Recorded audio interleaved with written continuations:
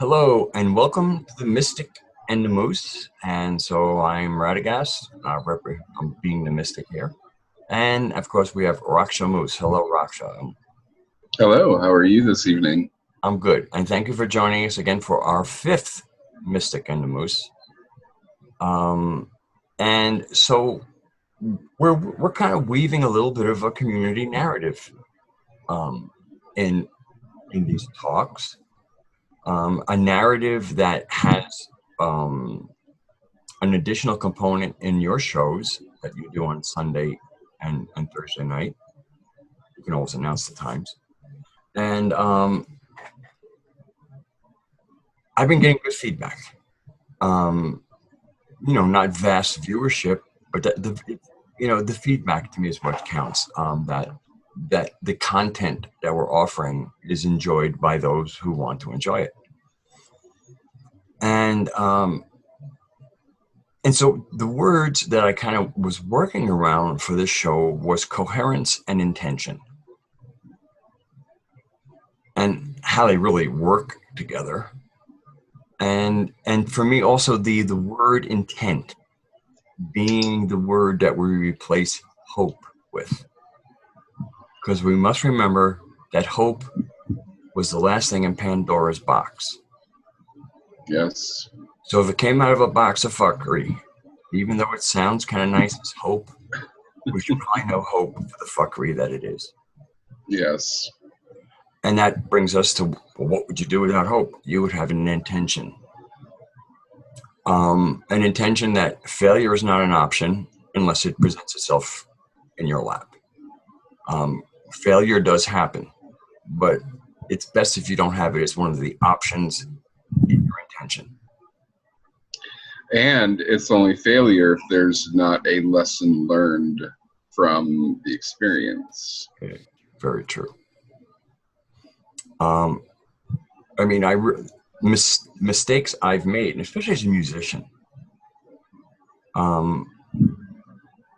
the joy of not the joy of making a mistake, but joy of correcting it, and the difference that makes in when it's combined. When you're joining other people in music, when you're joining other people in the community, anytime you're doing something as a team, to do what you intended to do, and especially like in music where somebody's very often counting on you to do something and do it correctly. And so, obviously lots of mistakes get made. And just as you work on your craft and, how much you devote to it, and you just see it just take this shape. And it wouldn't get there with that intention. And the same kind of formative and things that, to me create production at some level follow very similar ways. And they're really about intention and coherence, because coherence can build on itself. Matter of fact, that's the nature of it. Is it like things or things doing that will benefit from interacting? In the formation of a hurricane, I guess a wind going this way and a wind going this way can create something in that interaction, a swirling motion. So anyway, can I invite you into the conversation? Absolutely.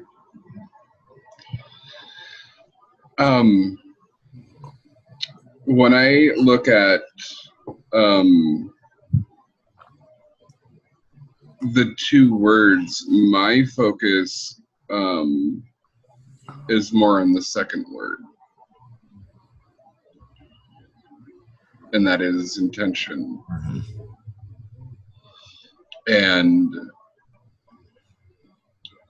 I think one of the things that has been really lost through not just even the last couple generations, but through the ages, is the power of intent, the power of setting out our objectives, beginning our day, or even as we're forming our plans, to do so with intent. And one of the things that I try to make sure that I do is to weave intent in everything that I do. To be intentional.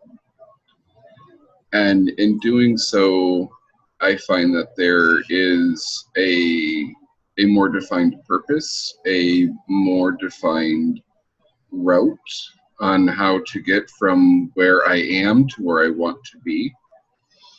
And it seems that when I set out without intent versus setting out with intent, a lot of the fuckery, a lot of the roadblocks, a lot of the things that are maybe down here, I don't get entangled in so much because I know that I'm up here just moving along past it. I know where my sight is set. And being intentional allows for a clear headspace to be able to make quicker decisions on what to get caught in or caught up in and what not to get caught up in. Mm-hmm. And out of the two words that we're mainly focusing on discussing tonight, intention is very much a part of where I resonate, where I come from. And I believe that it is an integral part of community. Mm-hmm. I'm glad that you put it that way, because it allowed me to kind of see why these two words came together, but how you said, intention was your focus. And I can see, because you can make sure that you create intention. You can't ensure coherence. Mm-hmm. So intention to create coherence is really the best thing you can do. And again, and coherence requires more than one. Coherence is about multiple things joining forces and creating something that actually has like its identity as a collective.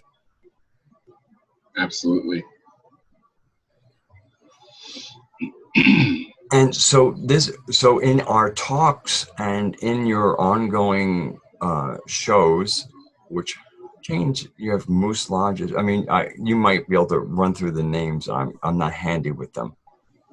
Why don't you run through the names? Sure.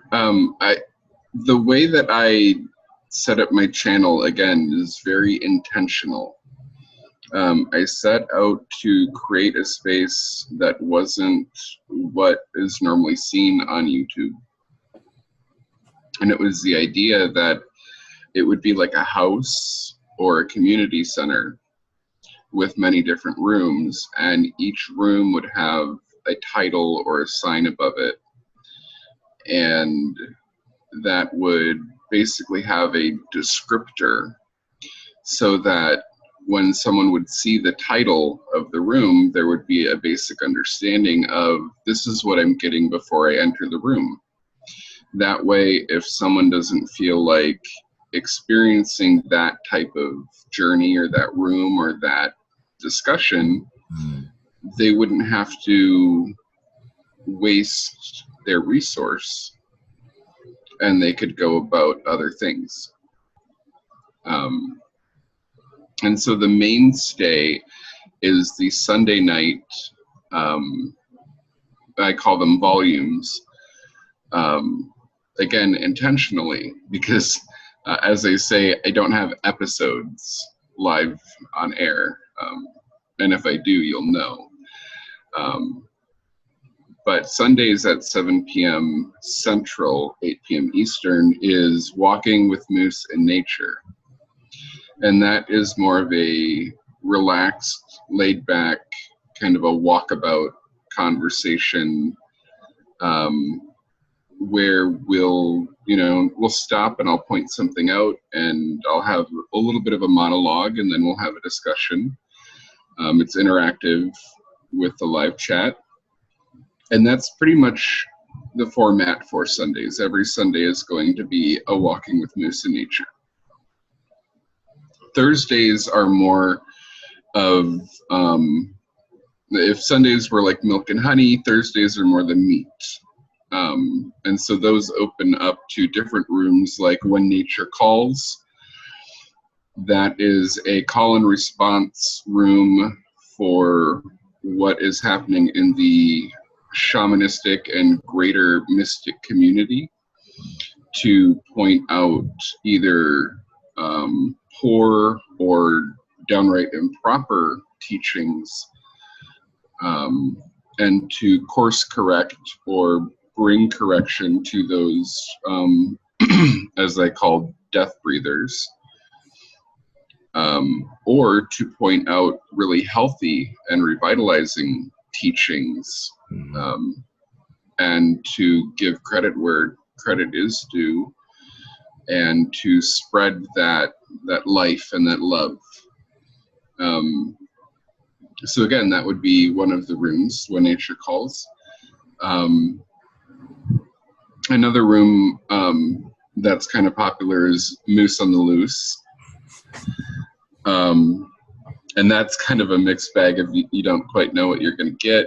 Kind of opinionated. Still a walkabout. But that's more of a, I just let them have it. Another one that is closed for now is Moose Meets. And that one is more focused on giving people an opportunity to learn more about me and where I come from, my backstory, as I feel it's important as we grow together as a community and I'm learning so much about other people. People get a chance to understand where I come from, maybe what gives me the foundation to stand on to when I speak to certain issues or pain or wounding, that we can go through these things and we can endure suffering, but we can also walk through the healing and get to the other side, and not constantly live in that pain and suffering. And again, with intent, setting out with these two different nights. The Thursday night is 8 p.m. Central, 9 p.m. Eastern. So it's an hour later start than the Sunday night. And I did that because I know people on the West Coast need a little bit extra time getting home from work and traffic and eating dinner and spending time with family. Right. Again, intentional. Being intentional also helps you think through the process and assess what the needs of not only oneself, but the many are, if that comes into play. And so Thursdays are also more of a monologue with some conversation and interaction. But in that space, the more conversation that we have is going to be more focused on the specific subject, where Sundays are more, like I said, laid back. So it's more of the relaxed environment. And we've seen over the last over 6 months that we've been nurturing and nourishing this house with many rooms, that all sorts of different people from different walks of life, from different places, possibly different hurts or woundings or different questions, have all gathered and have been drawn to this one particular house or community center, for a variety of reasons. And it's been a really good melting pot of energies and ideas and inspirations. So that's kind of what you get with the Rakshamoose channel. Well, with this, what's nice about the intention again is, you know, we're having an intention to kind of create a community. So that means gathering, that means happenings.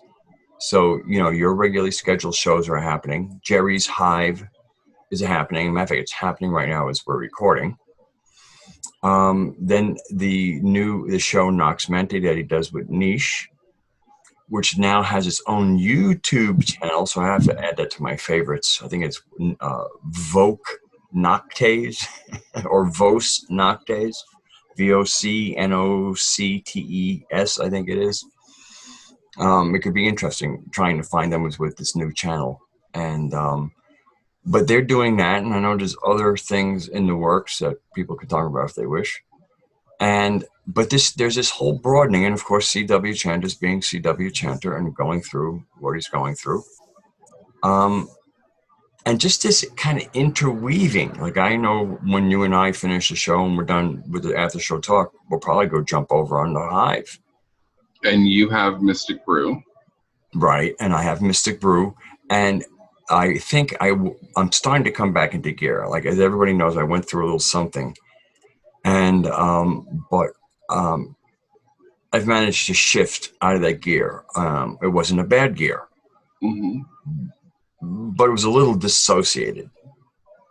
Not in a personality, kind of like a frequency. Yeah, I'm kind of making a re-entry. Sabbatical. You are on sabbatical. Yeah. And but fortunately, you know, the people still come and view what I'm doing, and that's its own ongoing thing. And then even the idea, you know, the whole thing of using the word Mystic Brew. Now, I used to have Mystic View, but then Global Mission of Peace, I Global Mission of Peace TV, and I kind of let them have that name, and I did that for a while, and then little by little, we weren't getting great viewership, and certain people who were doing production had to go off and do other things. So, but I still kind of like let them use Mystic View, so I had to come up with Mystic Brew, and I just thought it was, you know, interesting how in the pre-show, you know, before we went live, how there is kind of like a mystic brewing here. Yes. And of course, if we want to talk about brewing things, we could also talk about the hurricanes in the Atlantic as not a news topic, but a tie-in to, you know, like our post-eclipse decompress. And, you know, it's kind of like the eclipse end, and what the next event was Harvey. Yes. The interesting thing about Harvey was, like, there wasn't a big here it comes. It's like it kind of showed up and did what it did, which kind of sit over Houston and rain on it. Yeah, it just appeared and then stopped. Yeah. And it was like, hello, here I am. And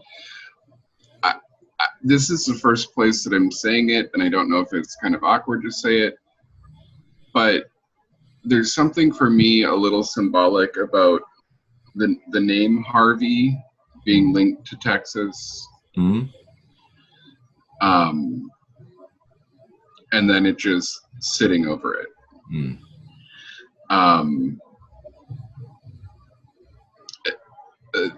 The word vengeance, retribution, reclaiming the land kind of comes to me. Anybody that kind of is in the conspiracy world will recognize Harvey. There's something for me just very symbolic about, here I am, and now I'm just going to sit.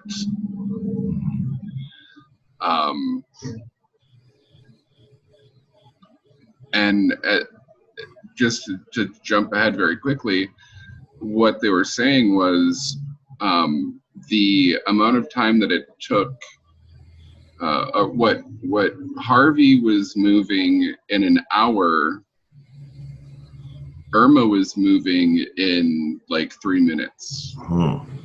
It was something ridiculous like that. And so, yeah, post eclipse, there was Harvey. Yeah. And it was just kind of funny how it almost showed up like a thief in the night as far as coverage. And then Irma, of course, her Home Depot had a good run. Not she didn't turn out to be a very bad girl,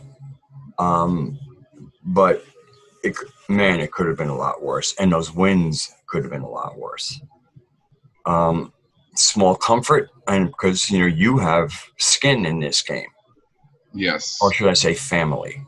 I do. Which would be both. I do. And I guess we should let everybody know that I guess health-wise or physically, your sister, can I say that? Yeah. Is fine. Yes. That'd be a correct assessment. Yes. You want to expand on this story a little bit, or do yeah, we can put it out there. Okay, so my sister lives in Florida, so that was kind of harrowing for me. A little bit of a backstory for those that are unaware. I was 10 and a half years old when she was born, so I've been 10 and a half years older than her my entire life. She was born with developmental delays and disabilities. We later found out she was autistic. And through myself working with her and our friendship and developing relationship, working really hard, she's been high functioning. She's been able to graduate high school. She's been able to graduate technical college valedictorian. She gave the commencement or the graduating speech.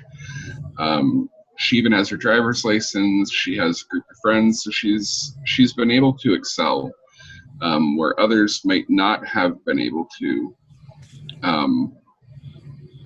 And what's happening right now, kind of bleeding through from last night's volume, as I was talking in the live chat, I was kind of called out by some concerned viewers that basically said, Moose, whatever else is going on, just put the live stream aside. Are you okay? Tell us what's going on.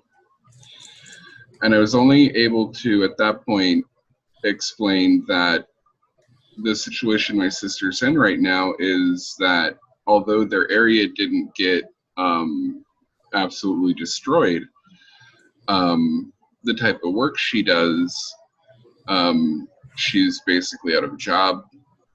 She has no income, and she has no food. It doesn't look good for her for weeks. And our parents are playing manipulation games with her. So Saturday, today, being my birthday, and Sunday being Squirrel and Mai's anniversary, using my birthday money, or our money to go out, we're sending that to her. And I had put in there, rent can wait, utilities can wait. We need to make sure that my kid sister's taken care of. And there was a call to action in the community, and people started to say, how can we help? And again, that intention thing. I've said for the longest time, when there's a need, there will be community. And it was really heartwarming to see that in effect for me, as from my experience, leaders rarely get to see that play out for them in a healthy, balanced manner. Mhm. I've seen a lot of leaders abuse and manipulate their platform or their role for ill-gotten gains, but for the greater community to see just even the weight on someone and say, hold on a second, we're here and you're tending to us, but what's going on with you? Mhm. What I wasn't able to share last night is we're working on preparing to have her move in with us. The date was April 1st. This has expedited everything.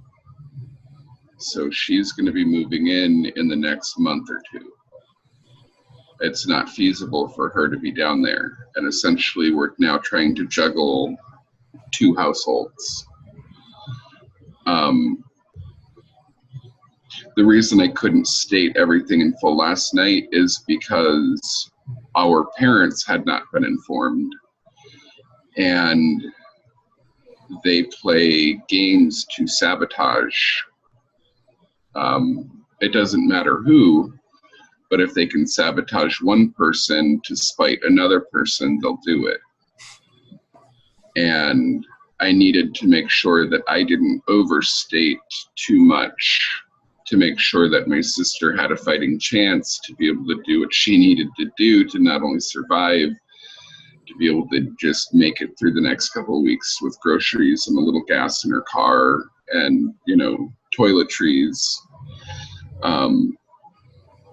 without any kind of fuckery from specifically her father, who lives down there, who has refused to even feed her.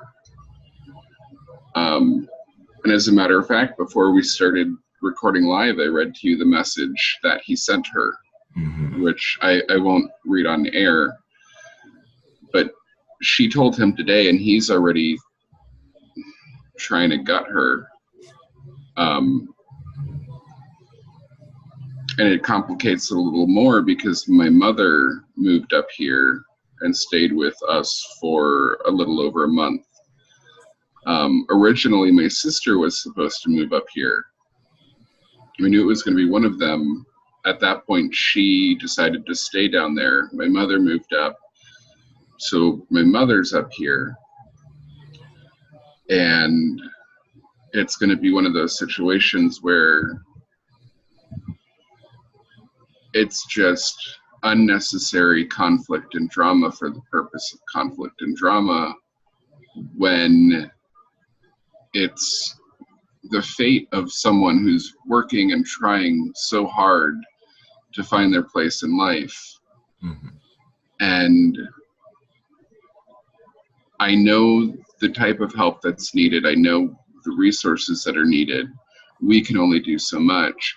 And we're going to do what we need to do as brother and sisters, as family, pretty much the only family that we have. Biological family. And then the statement, when there's a need, there will be community. So that's kind of the story for those that didn't catch it last night, and then the updated story for everyone. Well, the interesting thing is, yes, the fact that you have been being a leader and we have momentum, and you have your own personal momentum that has also, as you've been as we might call, coming into your own clearing and power. And so I like to think that actually the initial one was just because you're one of our community, you're one of the family. In my case, so my natural family response was there. But then when I like I said for you, my trigger point, because this is like, this is great. This is this is already heroic. That obviously everybody knows we're all just making ends meet, and you're going to help your sister. I'm like, this is hero stuff. But then when you said that to help your sister, you would have to forego rent and utilities at least this month, which means you fall behind. And to me, it was time for us, to acknowledge that one of the primary things, and one of the reasons you focus, even myself, about trying to, whether it's chakras, whatever, to get yourself together, is so you can operate at greater capacity.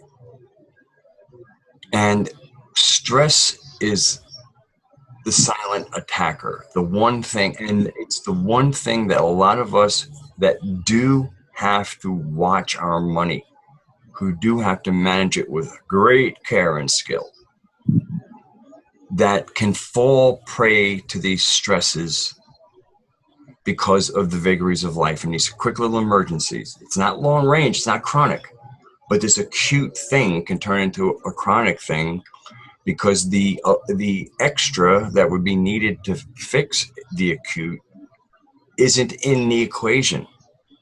Mm-hmm. So then that, fortunately, as I was doing it, then also people started responding. And so for me, I mean, obviously, how to help your sister, but people are stepping up and to help out. And for me, what I would like to say, anybody who's listening, especially the Raksha crowd, and I will speak a little bit to my own, the Raksha crowd. Okay, that was clumsy. Clan moose. I lost my thought there for a second. Speaking to them, this is like an acute situation. So I'm hoping, I'm doing my part, but to respond in an acute situation, that what ordinarily can be a great stressor can be remedied through community. And it's also about priming the pump. Because supposing the community comes up with X, and to make sure that you stay ahead is Y, but we've primed the pump. We've had the intention of making sure that you don't fall behind. And then people start showing up because our intention to make that happen is fortunately not all in our hands. What's in our hands is to intend, to work, to contribute towards the result we'd like to see, and to do our part, if we want to be a part. And then the thing that a lot of people, but less and less people are not getting, is it's almost, a lot of people now realize if you can help and you do help, you feel great. It's very empowering. And to me, it's not only empowering at an individual level, it starts demonstrating the power of community. And again, these are acute things. These aren't like this isn't like some kind of, sign up for a monthly installment. No. This is a monthly thing that needs to be attended to. And I know I've spoken with you about the great integrity, where there's no need to keep it like a faucet. Like in words, right. When the bucket is full and the tap is off, rest, take care of yourself. Because in case any of us have an acute time, then you've rested and you might be able to do it, and that's the other thing. You don't wear these things out. You be responsible, you treat it. But to me, there's as a community, if we can, there's responsibility. And so I took on some responsibility myself. Other people have. And so anybody who doesn't watch, watches Raksha on my channel, doesn't go to Raksha. Again, I'm not putting up any Patreon. I've never monetize. It's not where I'm going. if there's anybody who feels like making themselves feel good and can in a way of helping Raksha, I would just ask you to do this. I mean, it's like a one-time thing. And especially to people who, like are my subscribers, and I go, what are you doing here? Well, I have a friend. I have somebody I really care about. And I also care about the demonstration, the example of a community to take care of itself and to make sure that we take care of the health of each other, and realizing the stress, these stresses that can just fall upon us will take away from our momentum. And I just feel our intention is working well, some coherence is building. And I know for myself, my own compassionate reaction is that, you must stay current with your utility and rent. And so that you can continue to live normally without these stresses that are part of the system that we're trying to build out of. We're in formation stages. Be patient, but these are part of the skills that allow us to step away from a system.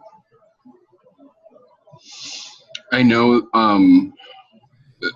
there will be a couple questions or a couple suggestions, so I'll address those real quick so we can move on to other topics. The greatest need is financial, but I come from a place that everybody can do something. And so if people can help financially, that is appreciated. If people can help just by showing love, support, kindness, that is also doing something, and that is also equally appreciated. So I wanted to address that first and foremost. The second thing is, how much. That's kind of a wobbly question right now, because we're not only helping her right now in the interim, but when she gets here, she's really not moving with anything except a couple of bags. She's leaving whatever she has down there and coming up here. So she's going to need everything from like a new bed, new dresser, everything just about. And so the need is great, but I know, and I have enough trust that it will all work out. Mm-hmm. So my mind isn't on how much is the need. My heart is making sure that my little sister gets here safe. Mm-hmm. That's to sustain her enough to get here safe, and everything else will fall into place.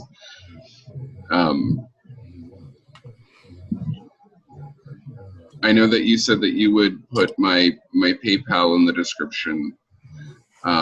There's been questions about why not a GoFundMe or something like that.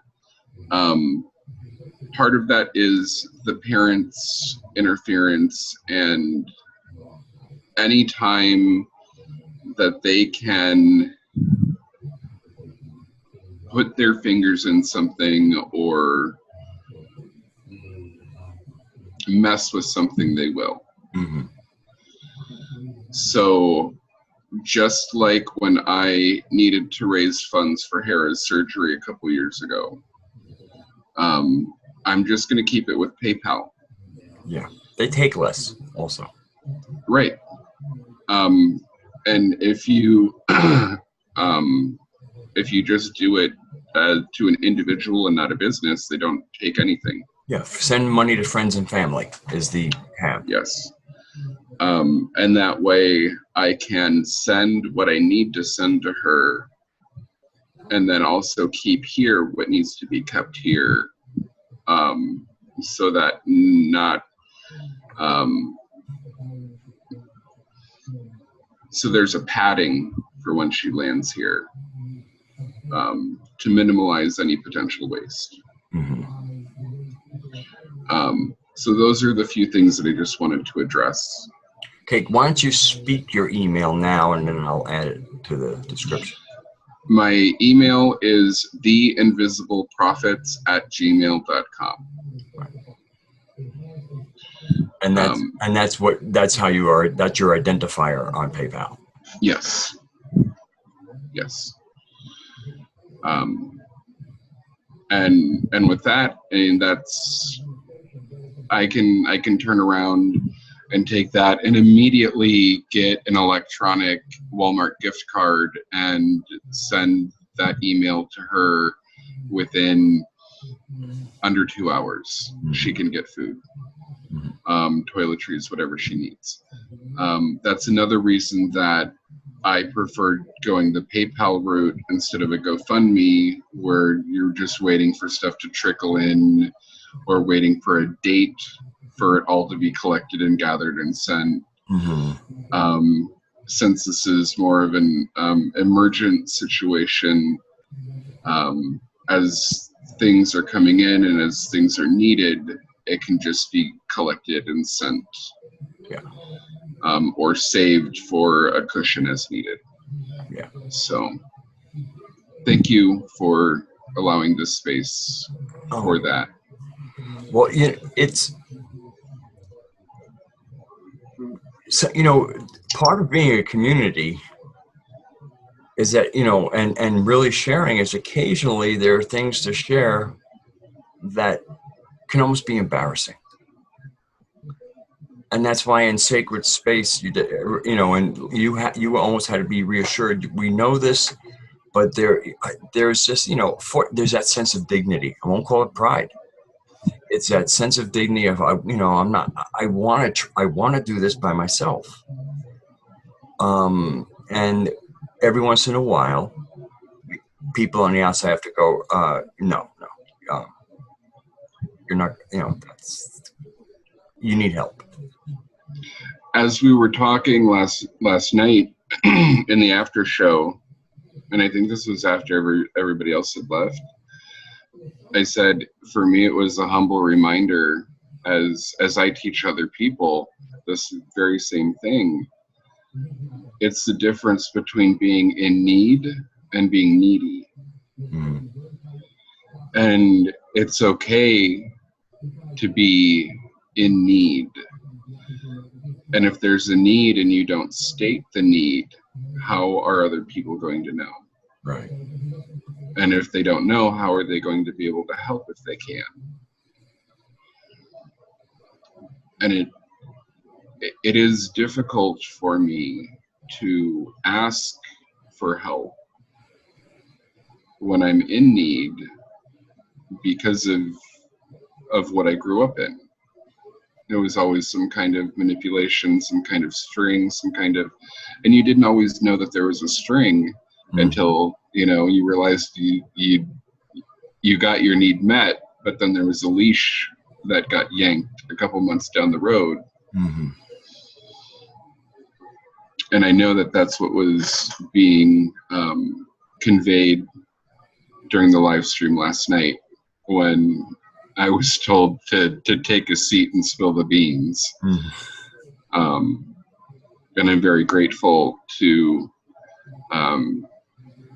be a part of a community that will be as honest with me as I am with everyone else.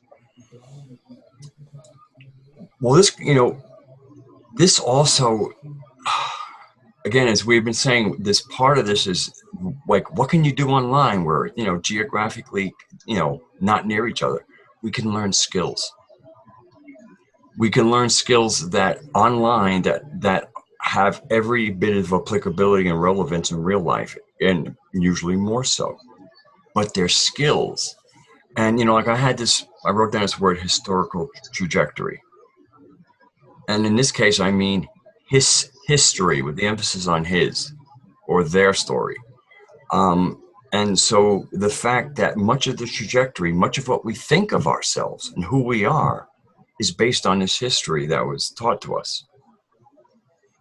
And, and where something more communal is looked on as brutish, undesirable, and as if you couldn't keep those skills and maybe live a little better. And so for me, part of sometimes you have to remember your past to kind of get the right trajectory. And in certain ways, look, for people who like that, I mean, like I said, the New Earth series is a great ride and it will really take you there.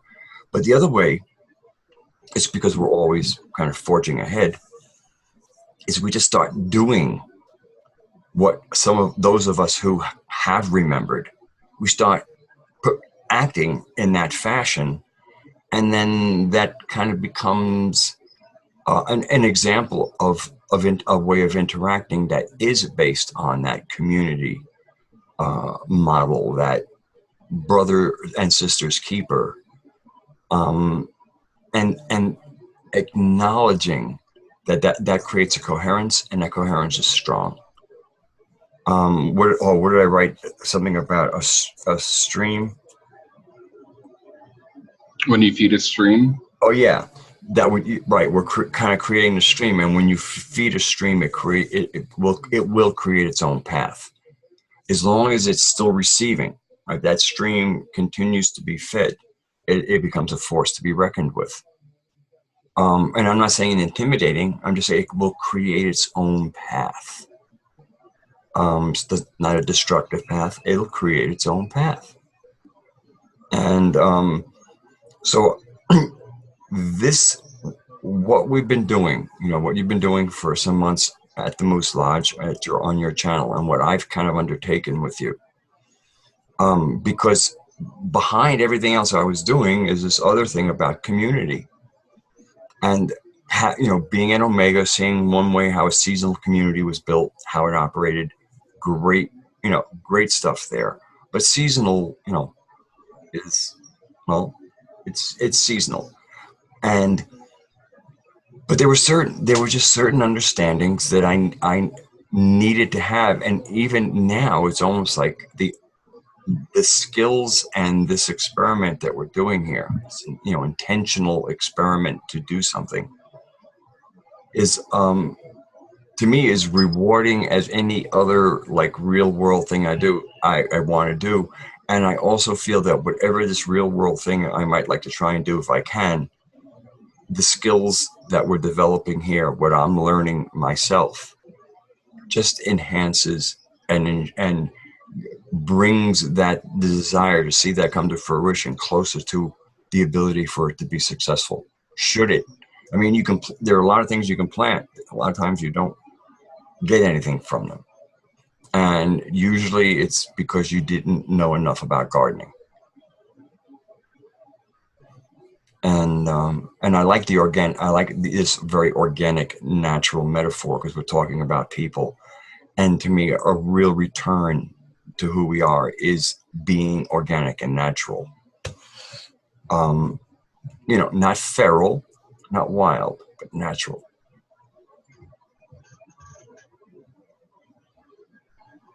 Okay, you go ahead. It's your time. It's your time. Well, in that natural and organic vein, part of what we were discussing today was the progression, the progress, the growth, the evolution of community. And something that I had brought up is there's a couple ways that it's developed. One of the ways that I've run into the most is someone will start a community that is based on more of a pyramidal structure. Mm-hmm. They will sit on top of the pyramid, the throne. They'll order walls be built all around. guards at the gate, and the undesirables will be kept out. And it's the gates and the walls and the guards aren't just to keep people out, but it's to keep people in. And one of the examples I gave was, a leader telling someone, "Oh, I noticed that you were over at so-and-so's the other day." That's corny. And, ostracizing them or humiliating them, shaming them, but then also going to that other leader. And you find this very common in the church. The name for it is sheep stealing. Are you trying to steal my sheep? Which is ridiculous in itself, because they're not Jesus. So they're not the shepherd. But somebody else is fleecing them. Yes, of course. So that's one way. However, when I set out to do what I'm doing, it was with the intent, again, to be a place very unique in the YouTube space. Instead of building up walls, to build bridges, and to actively seek out other either community leaders, community builders, or just people that are on YouTube that perhaps didn't know that they had that latent community aspect, and to see if there was a potential for building bridges. And what we've observed over the last several months is there's been a lot of bridges being built. A lot of inroads, and almost a tunnel system amongst all of these different communities. We don't all have to think the same thing. We don't all have to be spreading the same message or thought process, or even the core. But what I see, we all share the same heart. We all share a heart for exploration. We all share a heart for unity. And we all share a heart at some fundamental level for people, and to see the best for people and of people. I'm so glad you used that heart thing, because a friend of mine in GMOP, his name is Chell, and he came up with this thing is, we can't all be like-minded. We might not even want to all be like-minded, but we can be like-hearted. Yes. Yes. And that's what you were saying. And that is a place where you can find resonance without duplication or some kind of molding. And it comes with your own unique skill set. When I hear other people, when we're in smaller groups, or when I'm in a one-on-one, and I hear someone say, "Oh, I tuned into the Hive the other day," or "I listened to the latest Mystic Brew," my first instinct isn't, "Oh, shame on you, you're listening to someone else." My instinct, or my question is, "Oh, awesome! What were they talking about? What did you learn?" Right. Tell me about your experience. And it's, again, that fundamental understanding that no one person has all of the pieces. And again, just imparting that wisdom into those that we come into contact with, and the concept of greater among equals in leadership, that we are, in a way, leaders, that we are leading people somewhere or to something. For my house, the journey is focused on the healing path, the healing journey. So hopefully the journey where I'm leading people is to emotional and psychological hygiene, with a couple pit stops along the way.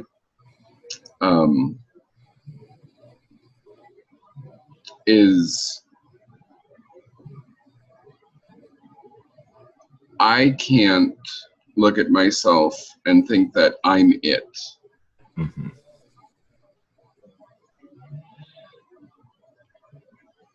And I can't be jealous of what other people have and what other people are and where other people are at. Mm-hmm. That's not only self-defeating, but that's impeding the growth of myself, my mission, my intent, and the greater community at large. It's really interesting because, a big theme of tonight is coherence, spirals, hurricanes, galaxies. And I really lost that one. But it was completely tied into what you just said. Sorry. No, it's okay. Jealousies, impeding the growth of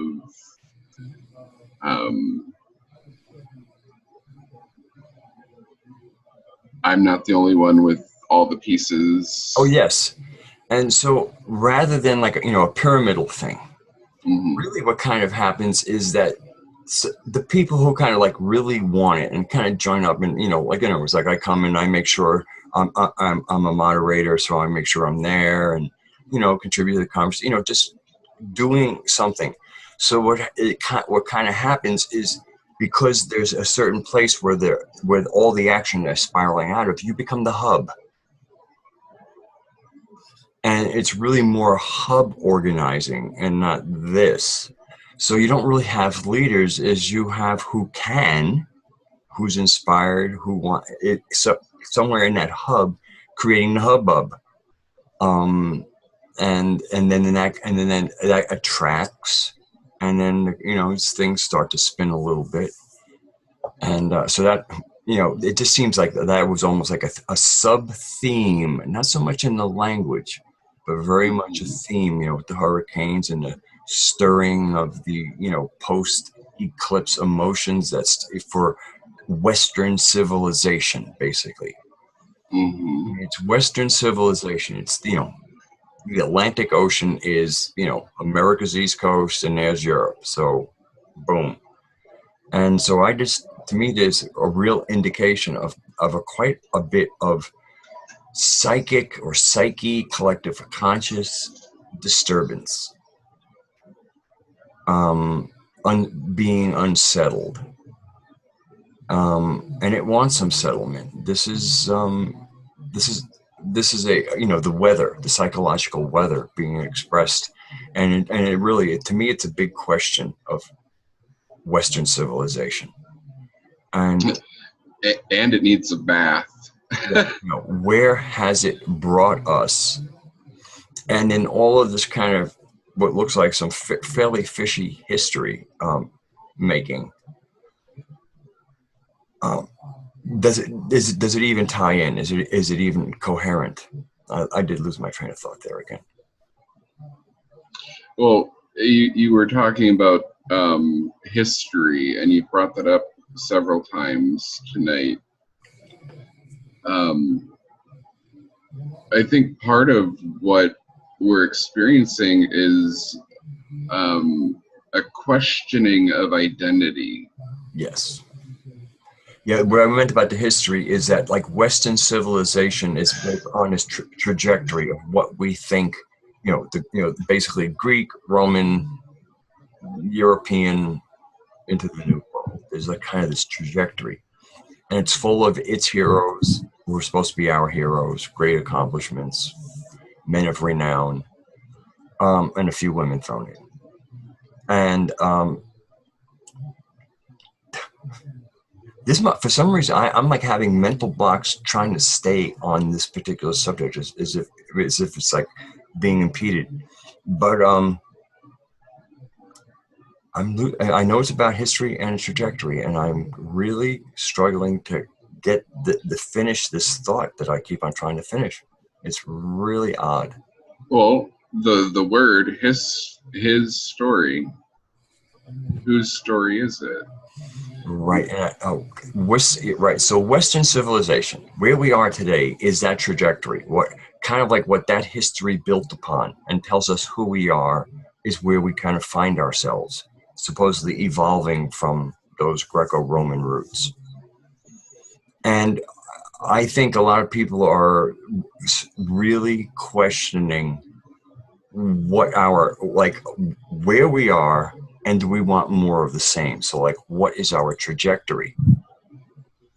And I think a lot of this disturbance is people desperately want a new trajectory.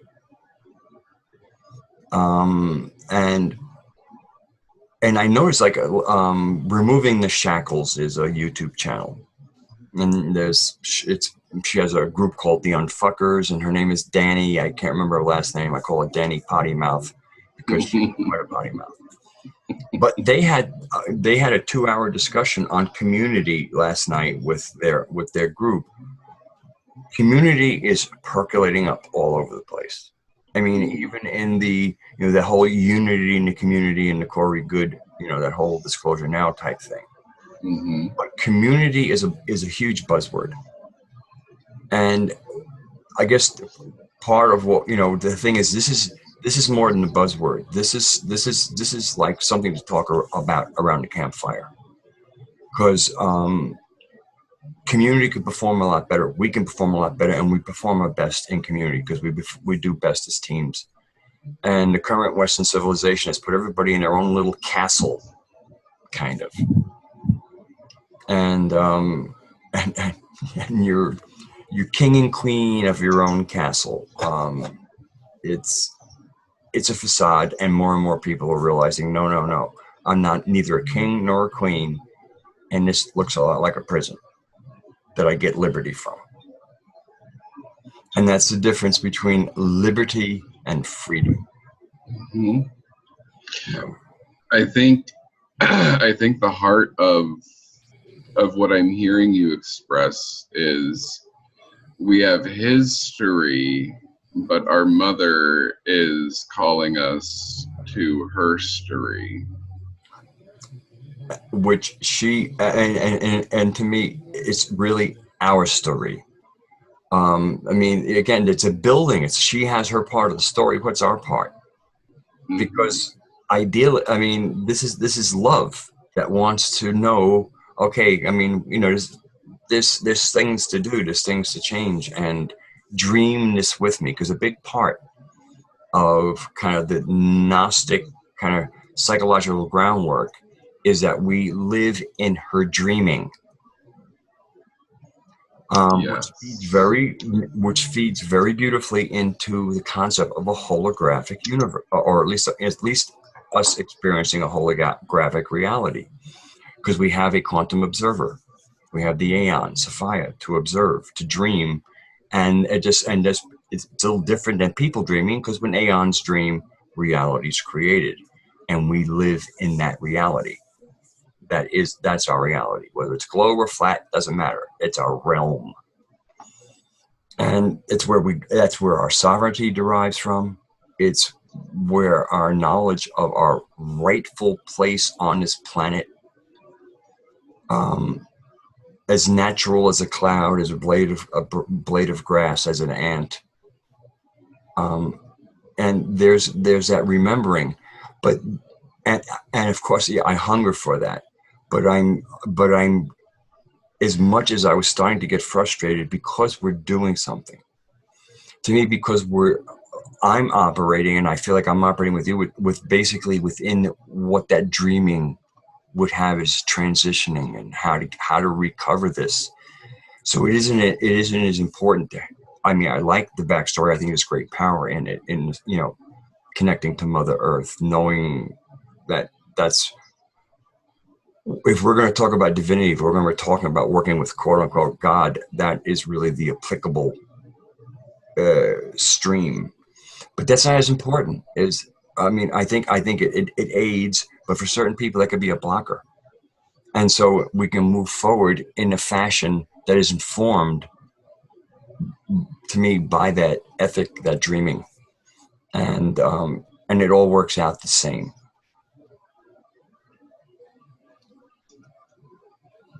And also, it relieves me from feeling like didn't need to share this, but almost feeling like it's proselytizing, which is an absolutely, you know, to think about it as a word, to examine myself as like, is this, you know, is this that or not? I mean, you're looking at yourself and you're going, you know, look what this looks like. And so this sense of getting it done in another way is very satisfying for me. Because again, you know, I like to slip it into conversation, but I don't really want to sound like, you know, a proselytizer. That's all. We had also talked about how in the realm of spirals and circles, the spiral is basically the circle getting smaller and tighter, and everything's kind of drawing closer and closer, and there's a pressure that comes with that, and looking at viewing hurricanes, you get that sacred spiral. Yeah, Fibonacci spiral, right. Mm-hmm.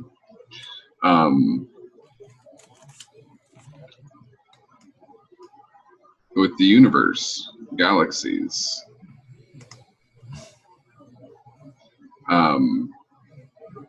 Is there anything that you wanna riff off? Well, you know, it's funny. I'm actually looking at my map and seeing if that is manifesting. It does it more so, but you know something. I'm just gonna share screen for a second. Get rid of that. And to show that, because I think it's kind of. Oh, right. There we go. And where's that share screen? And here we go. All right. So if you look right in that, like, kind of red, I think it's red, you'll see these like little yellow lines come out, and you'll see they're all like little Fibonacci spirals. Mm-hmm. It's really interesting to watch it kind of like happening right there. Time is over, you know, but that's how nature expands. It can only expand in that pattern. Okay, I can stop sharing. So, well, I thought we did a fairly good job of trying to tie this all together, and continue a progression of,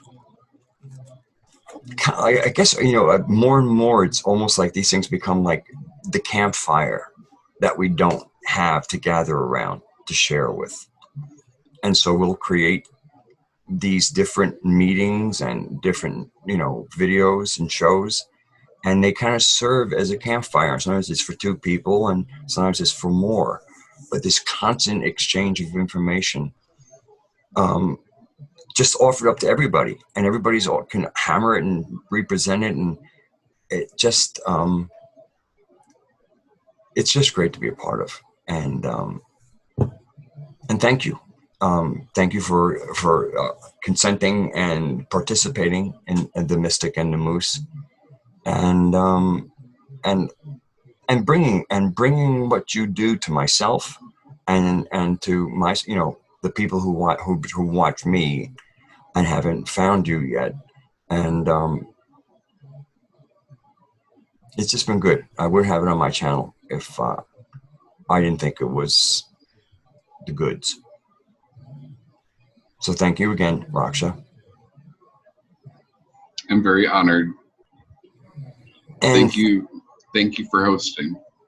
And thank you all out there. And thank all my subscribers, all my current subscribers. Hopefully, people will be coming on board. And just my favorites channel will tell you who I think is people who actually basically the community and other people I think you should watch. John Lash is not in the community, but I have his Mandela Effect Decoded site as one of my favorites. So thank you all. Stay sane, stay loving, and we'll see you next time. Much love and many blessings.